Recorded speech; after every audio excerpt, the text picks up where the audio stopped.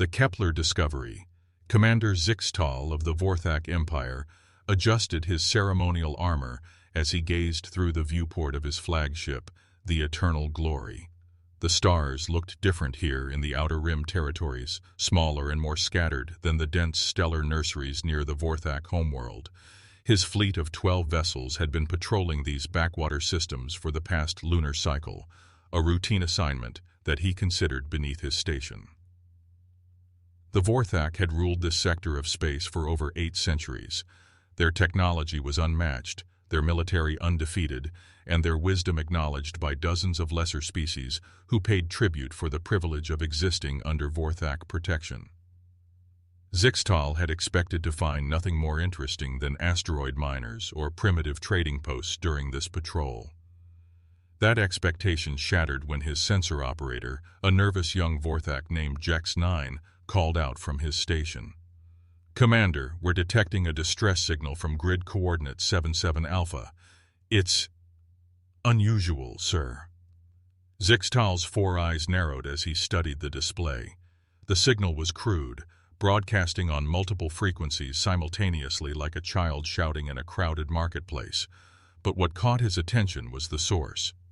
According to the readings, it came from a massive vessel, nearly 3 kilometers long, drifting powerless in the void between 2 dead solar systems. "Analysis?" Zixtal demanded. Jex-9's mandibles clicked nervously. "The ship appears to be of unknown design, Commander. Hull composition suggests primitive metallurgy, but the size indicates an advanced civilization. They're broadcasting in what appears to be over 40 different languages." Intrigued, despite himself, Zixtal ordered his fleet to investigate. As they approached the massive vessel, the details became clearer through the ship's advanced sensors. The craft was indeed primitive by Vorthak standards, with obvious weld marks, external docking ports, and what appeared to be jury-rigged repair work covering much of its hull, but its sheer size suggested a significant industrial capability. "Commander," came another voice from the communication station, "we're receiving a transmission. Audio and visual." The main screen flickered to life, revealing a bipedal creature with pale skin, dark hair, and 2 forward-facing eyes. The being wore simple clothing and appeared to be in some kind of control room filled with blinking lights and primitive display screens. "This is Captain Maria Rodriguez of the colony ship New Horizon," the creature said in accented galactic standard. "We are experiencing critical engine failure and require immediate assistance. We have 10,000 colonists aboard, including families and children. Can anyone help us?" Zixtal studied the human with detached interest. Humans. He had heard of them from intelligence reports, a young species that had only recently achieved faster-than-light travel. They were supposedly ambitious, but technologically backward, having developed crude warp drives that could barely manage short hops between nearby systems. "This presents an opportunity," Zixtal mused to his first officer, Sub-Commander Kethvar. "The High Council has been pressuring us to field test the new quantum resonance drives. These humans could serve as volunteers." Kethvar's expression showed understanding. The quantum drive technology was revolutionary, even by Vorthak standards. It could theoretically increase warp efficiency by 500% while reducing energy consumption dramatically. But the technology was so advanced that even their own engineers hadn't fully mastered its installation and maintenance procedures. Testing it on expendable subjects before risking war, Vorthak lives made perfect sense. "Open a channel," Zixtal commanded. "Open a channel," Zixtal commanded. When the connection established, he put on his most diplomatic tone. "Greetings, Captain Rodriguez. I am Commander Zixtal of the Vorthak Imperial Fleet. We have received your distress call and are prepared to offer assistance." The relief on the human's face was immediate and genuine. "Thank God. Commander, our fusion drives failed 3 days ago. We're dead in space with limited life support. Is there anything you can do to help?" Zixtal made a show of consulting with his officers before responding. "Captain, we are prepared to provide you with advanced propulsion technology as a gesture of goodwill between our species. However, such technology is complex. Your engineers will need to work closely with ours during installation. Absolutely, Commander. We'll do whatever it takes. Dr. Sarah Chen, our chief engineer, has been studying your people's achievements for years. She's eager to learn. Within hours, Vorthak engineering teams had transported to the New Horizon with a complete quantum drive assembly. Zixtal personally oversaw the operation, curious to observe these humans up close. What he found surprised him. The human vessel was indeed primitive, but it showed signs of remarkable ingenuity. Wherever the original systems had failed, the humans had improvised repairs using salvaged materials, creative engineering solutions, and what appeared to be pure determination. The ship was a patchwork of different technologies, all somehow working together in harmony. Dr. Chen turned out to be a small human female with graying hair and intense brown eyes. She watched everything the Vorthak engineers did with fascination, asking countless questions that Zixtal initially dismissed as the curiosity of a primitive mind encountering advanced technology. "How does the quantum field maintain coherence across multiple dimensions?" she asked CAD engineer Kethvar as he calibrated the drive's primary matrix. Kethvar answered condescendingly, "The harmonic resonance frequencies are automatically adjusted by the central processing core. Your species lacks the mathematical framework to understand the underlying principles." Chen nodded thoughtfully. "I see. And the power coupling system uses crystalline matrices for energy distribution?" "Correct, though I doubt you could replicate such technology with your current industrial base." Throughout the installation process, Dr. Chen continued asking questions that seemed innocent enough. She inquired about cooling systems, field generators, power requirements, and safety protocols. She even asked to examine the installation manual, claiming she wanted to understand maintenance procedures. The Vorthak engineers were amused by her enthusiasm and answered her questions freely. After all, what harm could there be in explaining advanced physics to primitives who would never possess the industrial capability to replicate such technology? Captain Rodriguez proved equally engaging, asking about Vorthak culture, history, and territorial boundaries. She seemed particularly interested in trade routes and the locations of other human colonies that might benefit from Vorthak assistance. "Your generosity will not be forgotten, Commander Zixtal," Rodriguez assured him as the installation neared completion. "Humanity values friendship with advanced civilizations like yours." Zixtal felt a warm sense of superiority. These humans were exactly what he had expected: grateful, primitive, and appropriately awed by Vorthak technological supremacy. They would make useful clients, perhaps even paying tribute in rare minerals or other resources their underdeveloped worlds might offer. The quantum drive came online with a harmonic hum that resonated through both ships. The humans cheered and applauded, their joy at being rescued both touching and amusing to the Vorthak observers. "The drive will provide you with propulsion capabilities far beyond your previous technology," Zixtal explained to the assembled human leadership. "However, I must stress that this is experimental technology. Use it carefully and do not attempt to modify or repair it without Vorthak supervision." Dr. Chen nodded earnestly. "Of course, Commander. We understand the complexity involved. We'll be very careful with your generous gift." As the Vorthak teams prepared to depart, Zixtal felt satisfied with the mission's outcome. They had successfully tested their new drive technology under real conditions, established contact with a potentially useful species, and enhanced the Vorthak Empire's reputation for benevolent leadership. The humans would undoubtedly become dependent on Vorthak technology and expertise, eventually joining the ranks of client species that supported the Empire's continued expansion. "Safe travels, New Horizon," Zixtal transmitted as his fleet prepared to resume patrol duties. "May this be the beginning of a long and prosperous relationship between our peoples." "Thank you again, Commander," came Captain Rodriguez's response. "I have a feeling this encounter will change everything for humanity." Zixtal smiled at the naive optimism in her voice. Of course it would change everything for humanity. They had just received technology that would accelerate their development by centuries.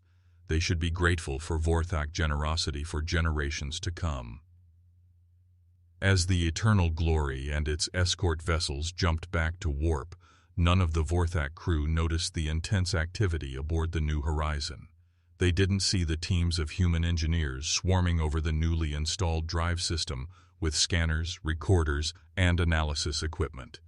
They didn't observe Dr. Chen uploading terabytes of sensor data to the ship's central computer, or the way Captain Roder Iguez immediately began broadcasting encrypted messages to other human colonies throughout the sector.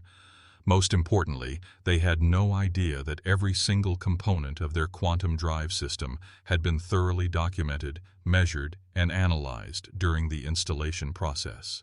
The innocent questions Dr. Chen had asked weren't the curiosity of a primitive mind.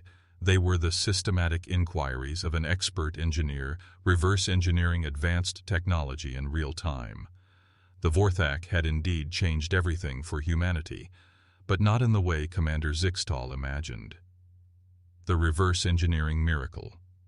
3 weeks after the encounter with the Vorthak fleet, Commander Zixtal was reviewing patrol reports in his private quarters when an urgent communication arrived from Vorthak Intelligence Command. The transmission was classified at the highest levels, which immediately caught his attention. "Commander Zixtal," came the gravelly voice of Intelligence Director Vexmoth, "we need to discuss the human colony ship you assisted last month. Report to Imperial Station 7 immediately for debriefing." The urgency in Vexmoth's tone sent warning signals through Zixtal's mind. Intelligence Command didn't request immediate debriefings for routine humanitarian missions unless something had gone very wrong. The journey to Imperial Station 7 took 2 days, during which Zixtal found himself increasingly anxious. His crew had performed flawlessly during the New Horizon mission. The quantum drive had been installed correctly, the humans had been appropriately grateful, and all protocols had been followed exactly. Imperial Station 7 was a massive installation built into a hollow asteroid, serving as the intelligence hub for the entire Outer Rim sector. Director Vexmoth met Zixtal in a secure briefing room deep within the station's core, surrounded by signal dampener, as in privacy fields. "Tell me about the human engineer," Vexmoth said without preamble, activating a holographic display that showed surveillance footage from the New Horizon. Zixtal watched recordings of Dr. Chen asking her questions during the drive installation. She seemed curious but primitive, Director, typical of her species' intellectual limitations. "Look more carefully." Vexmoth enhanced the image, focusing on Chen's hands and instruments. "She wasn't just asking questions, Commander. She was conducting a complete technical analysis of our most advanced technology." The enhanced footage showed details Zixtal had missed during the original mission. Dr. Chen carried concealed scanning devices that recorded quantum field fluctuations, electromagnetic signatures, and molecular compositions. Her seemingly innocent movements around the drive assembly had been precisely calculated to gather maximum technical data. "Furthermore," Vexmoth continued, "we've been monitoring human communications in this sector. The results are disturbing." A new hologram appeared, showing intercepted message traffic between human colonies. The data streams were heavily encrypted, but Vorthak cryptographic systems had eventually broken the codes. What they revealed sent ice through Zixtal's veins. "Quantum drive replication successful. New Horizon now operating at 340% efficiency improvement over Vorthak baseline. Beginning mass production of enhanced drive units for all colony vessels." Another message. Dr. Chen's modifications have eliminated 3 critical design flaws in the original Vorthak system. Estimated time to full fleet upgrade, 6 weeks. And another. Human Engineering Council has approved Chen design modifications for integration into military vessels. We're no longer dependent on alien technology. Zixtal stared at the messages in disbelief. "This is impossible. The quantum drive system requires precision manufacturing capabilities that humans don't possess. The materials alone." "Keep watching," Vexmoth said grimly. The hologram shifted to show surveillance footage of human industrial facilities. Massive fabrication centers that hadn't existed 6 months earlier were now producing quantum drive components using techniques that made Vorthak manufacturing look antiquated. Humans had somehow developed molecular-level assembly processes, exotic matter containment systems, and precision field generators that surpassed anything in the Vorthak arsenal. They didn't just copy our technology, Commander. They improved it, dramatically. More footage showed human vessels equipped with the enhanced drives performing maneuvers that should have been impossible. Ships accelerating to warp speed in seconds instead of minutes. Cargo haulers moving faster than Vorthak military cruisers. Colony ships arriving at previously unreachable destinations in the far rim territories. How did they develop manufacturing capabilities so quickly? Zixtal asked, his voice barely steady. We're still analyzing that, Vexmoth replied. But preliminary reports suggest they've been preparing for this moment for years. The New Horizon wasn't just a colony ship, Commander. It was a mobile research platform specifically designed to analyze and reverse engineer alien technology. The pieces began falling into place in Zixtal's mind. The primitive appearance of the human vessel had been camouflage. The convenient engine failure had been staged to attract Vorthak attention. Dr. Chen's innocent questions had been part of a sophisticated intelligence operation. Director, we need to take immediate action to contain this situation. If other species learn that humans can reverse engineer our technology, it's too late for containment, Vexmoth interrupted. 3 days ago, a human delegation arrived at Crexian space, offering to trade enhanced drive technology for raw materials. The Crexians accepted immediately. Yesterday, the Larian Federation signed a similar agreement. There's more, Veximoth continued. This morning we received a formal communication from Earth's government. They're requesting a diplomatic meeting to discuss mutual technological exchange and galactic security cooperation. The message came through official channels, but they included something else. A new hologram appeared, showing a detailed technical schematic of the Vorthak quantum drive system, but this version included dozens of modifications and improvements, with notes explaining how each change enhanced performance, reduced power consumption, and improved reliability. They've sent us our own technology back, improved by 400%, Vexmoth said quietly, along with a message stating that they've identified 17 critical design flaws that could lead to catastrophic failures under certain conditions. They're offering to help us upgrade our entire fleet for free. The implications hit Zixtal like a physical blow. The humans weren't threatening the Vorthak Empire with superior technology. They were offering to help improve it. It was a gesture of such confident superiority that it made traditional military threats seem primitive by comparison. What does the High Council want us to do? That's what we're trying to figure out, Vexmoth admitted. Half the Council wants to launch a preemptive strike against human space before they become even more advanced. The other half argues that humans have already proven they can out-innovate us, so conflict would be suicide. Over the following days, more reports arrived that painted an increasingly clear picture of humanity's capabilities. Human exploration vessels were appearing in previously unknown sectors, establishing colonies at speeds that should have been impossible. Their upgraded drives allowed them to reach areas of space that even Vorthak long-range scouts had never penetrated. More disturbing was evidence that humans were sharing their technological improvements freely with any species that requested them. The Andromedan Trade Consortium had received enhanced navigation systems. The Spiral Arm Defense League had been given improved shield generators. Dozens of minor species were suddenly operating vessels with capabilities that rivaled Vorthak military hardware. They're not building an empire, Zixtal realized during one of his briefings with Veximoth. They're creating a network of technologically advanced allies. Exactly, and every species they help becomes less dependent on Vorthak protection and more capable of independent action. The situation reached a turning point when Captain Rodriguez herself arrived at Imperial Station 7 aboard a sleek vessel that bore little resemblance to the primitive colony ship Zixtal had encountered weeks earlier. The New Horizon had been transformed into something that looked more like a Vorthak exploration cruiser than a human cargo hauler. The meeting took place in the same briefing room where Zixtal had learned about humanity's technological leap. Rodriguez entered with Dr. Chen and two other humans Zixtal didn't recognize. All of them carried themselves with a confidence that seemed to fill the room. "Commander Zixtal," Rodriguez said with a warm smile. "It's good to see you again. I hope you'll forgive the deception during our first meeting, but we needed to be certain of Vorthak intentions before revealing our true capabilities." Zixtal struggled to maintain his composure. "Dr. Chen, I assume you were never in need of rescue." "Oh, we definitely needed the drive system," Chen replied cheerfully. "Our fusion engines really had failed, but we had been hoping to encounter a Vorthak patrol for months.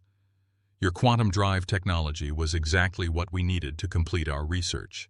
She activated a portable holographic projector that showed the interior of a massive space station. "We've built 17 manufacturing centers using the principles we learned from your drive system. Each one can produce enough enhanced drives to upgrade an entire fleet in a matter of weeks. But more importantly," Rodriguez added, "we've learned that cooperation produces better results than competition. The improvements we made to your drive design came from combining Vorthak quantum theory with human engineering practices and Talarian metallurgy. No single species could have achieved such advances alone." Director Vexmoth leaned forward intently. "What do you want from us?" "Partnership," Rodriguez said simply. "The galaxy is vast and full of challenges that require the combined expertise of many species. The Vorthak Empire has 8 centuries of technological development and scientific knowledge. Humanity has innovation and manufacturing capabilities. Together, we could solve problems that neither of us could handle alone." She gestured, and the hologram showed star charts of unexplored regions beyond the galactic rim. "Long-range sensors have detected structures out there that don't match any known civilization. Massive constructions that suggest technology far beyond what any current species possesses. If there are hostile forces building fleets in dark space, we'll need every advantage we can get." Chen added, "The enhanced drives are just the beginning. We've identified potential improvements for Vorthak shield technology, weapons systems, and life support that could benefit everyone. But we need access to your research databases and manufacturing facilities to implement them effectively." Zixtal found himself caught between admiration and fear. These humans had outmaneuvered the Vorthak Empire completely, transforming from primitives to technological equals in a matter of weeks. But instead of demanding submission or tribute, they were offering partnership and mutual advancement.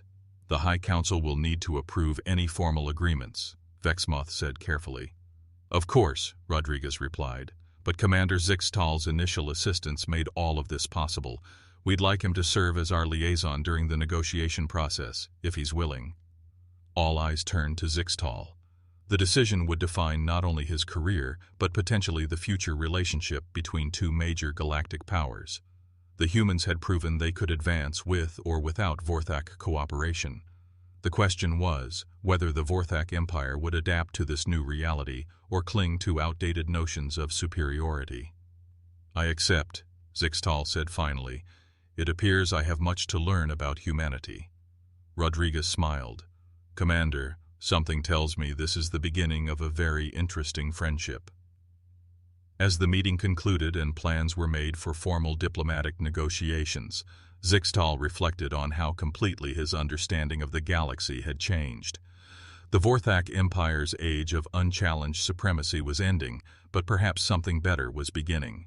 Humanity had shown that intelligence, determination, and cooperation could overcome any technological barrier. The question now was whether other species would follow humanity's example of open collaboration, or whether the galaxy would fracture into competing factions as everyone scrambled to keep up with human innovation.